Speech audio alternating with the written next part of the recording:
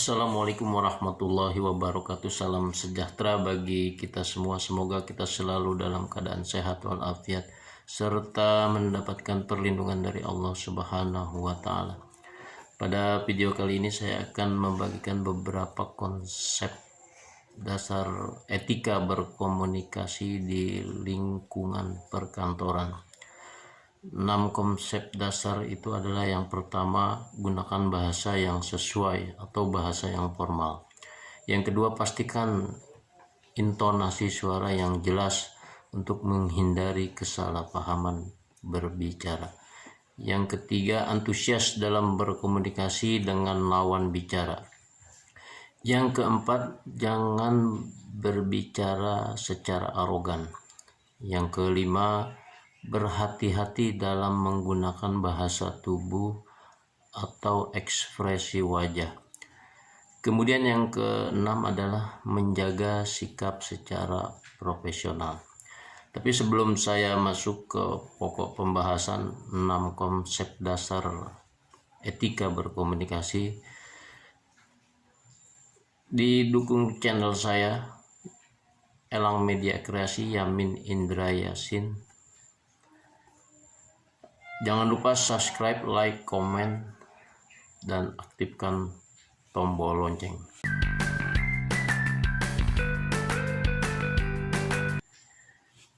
Baik, kembali lagi dengan saya Yamin Indra Yasin. Seperti yang sudah saya sampaikan di awal, 6 konsep dasar berkomunikasi di lingkup perkantoran. Konsep dasar yang pertama adalah gunakan bahasa yang sesuai dengan formal. Artinya, bahasa yang digunakan dalam berkomunikasi dengan siapapun di lingkungan perkantoran harus sesuai dengan situasi dan kondisi di lingkungan tersebut.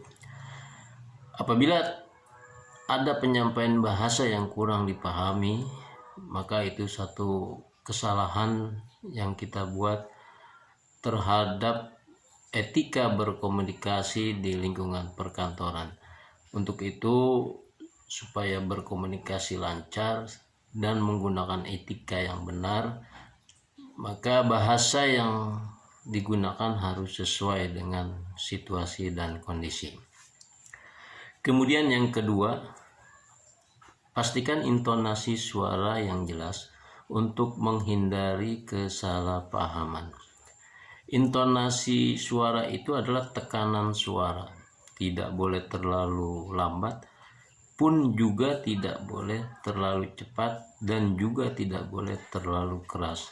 Itulah gunanya etika berkomunikasi. Karena apabila kita menggunakan suara intonasi yang agak keras, maka lawan bicara kita akan berasumsi bahwa kita dalam keadaan kondisi yang sedang emosional. Maka dari itu, hindari suara yang keras dalam berkomunikasi di lingkungan perkantoran atau lingkup perkantoran. Kemudian yang ketiga, antusias dalam berkomunikasi dengan lawan bicara kita. Antusias itu artinya kita penuh dengan semangat, penuh dengan keseriusan dalam berkomunikasi dengan lawan bicara kita. Artinya kita sudah menghargai suatu materi pembahasan di dalam lingkup pekerjaan atau perkantoran kita, yang tentunya dalam keadaan penuh dengan semangat dan dalam keadaan penuh kegembiraan, disertai dengan senyum. Itu bagian dari upaya etika berkomunikasi di lingkungan perkantoran. Kemudian pembahasan yang berikutnya adalah yang keempat, jangan berbicara secara arogan. Artinya, jika kita berbicara dengan lawan bicara kita atau kita berkomunikasi, itu gunanya etika berkomunikasi. Karena apabila kita egois atau arogan memaksakan kehendak kita, apapun ide dan pendapat kita itu dinamakan dengan arogansi etika berkomunikasi.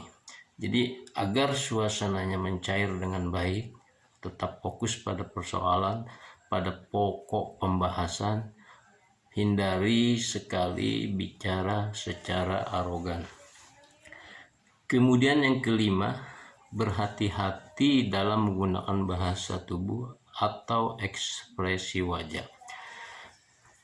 Poin yang kelima ini sangat penting karena kalau kita berkomunikasi dalam situasi atau dalam event rapat atau meeting, diawali dengan kita memberikan ucapan salam diiringi dengan senyum, itu bagian dari ekspresi wajah. Kemudian bahasa tubuh yang landai, tidak berlebihan juga tidak